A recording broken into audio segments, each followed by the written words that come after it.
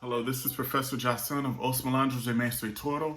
I'm working for William Grant Still Center, and this is African Martial Arts. So this is our final week, Lesson 8, and what we're talking about this week is the ability to disappear and also the spiritual aspects of Capoeira. So let's start off. All right, what does it mean when I talk about these spiritual aspects of this martial art? Well, basically, this martial art comes from Africa. And when we analyze the deeper meaning of this idea of African martial arts, we have to understand that there were at least 5 million Africans that came from all parts of the western region of Africa that were captured and brought to Brazil. And in Brazil, they practiced a very ruthless and brutal form of slavery. Not saying that all the other types were not ruthless and brutal, but the type of slavery that they practiced in Brazil was not about building any sort of family or culture. What it was all about is using these Africans until they actually broke and then replacing them. And so there was not a large focus on building or developing families amongst African people. But African people fought for their liberation and they developed families themselves. So when we look at this idea of the amount of Africans who arrived in Brazil, we have to see what people groups were brought there, what types of Africans were brought there. So we see Yorubas, we see people from Dahomey region, now known as Benin Republic. We see Bantu Congo people, Fon Ewe, we see Mandinka, Mandingo, Hausa, Fulani, and Ashanti people. Ashanti people are coming from Ghana region. Yoruba people are coming from Nigeria. And Dahomean people are coming from Benin.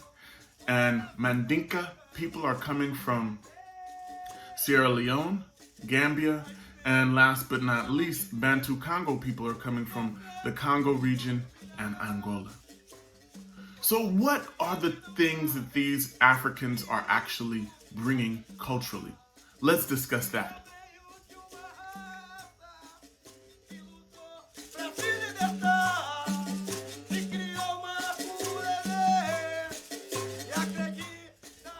So when we look at the Yoruba people are coming from the Niger region or Nigeria, Lagos Island region.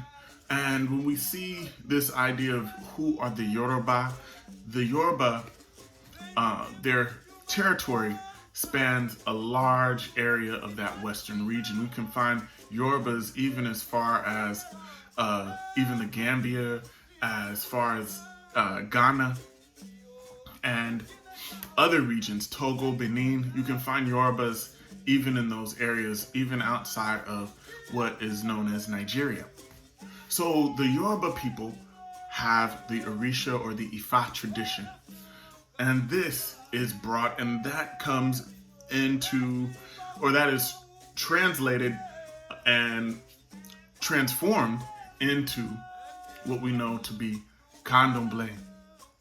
And we also see in the Dahomey region, or Bright of Benin, these Africans were brought from Bright of Benin, Dahomey, Ouida, Ketu land, and they bring voodoo tradition and philosophy. When we look at the area of Congo, Angola, these Africans bring the tradition of Congolese cosmology as well as the idea of the Kalunga. So when you talk about the Kalunga is the 4 moments of the sun.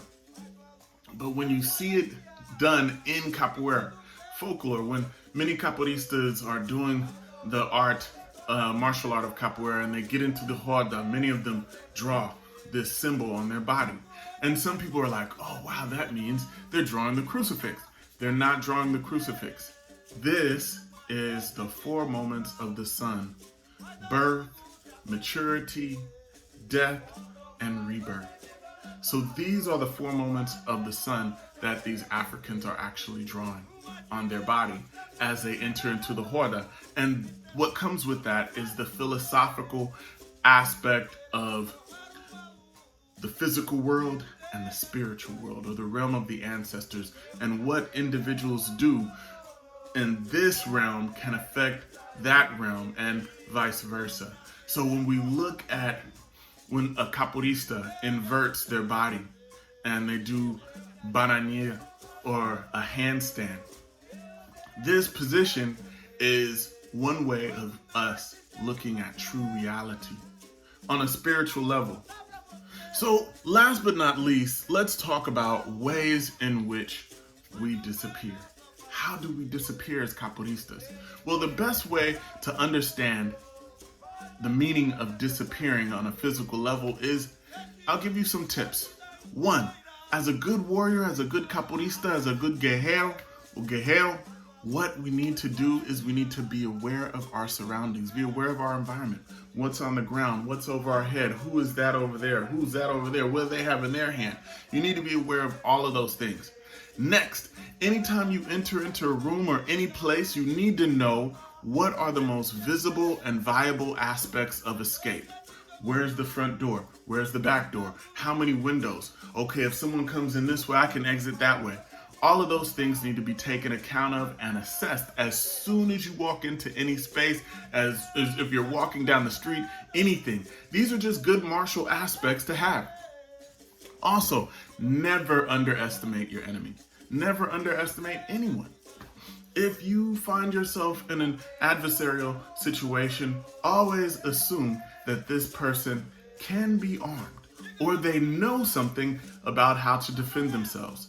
And when you make your escape, okay, thank you, and you walk away and you don't take your eyes off that person. You never turn your back. Last but not least, always use malicia. Always use the ability to deceive and strategize. When I talk about this ability to deceive, it's not deception in a malicious way. It is merely utilizing and sharing information based upon a need-to-know basis. You don't tell all your secrets to people out in the public. You don't tell every aspect of your life to everyone in the world. You don't have to. Why would you do that? Why would people need your business to use against you? So you keep it to yourself and you share it with the people who you trust. All that is malicia.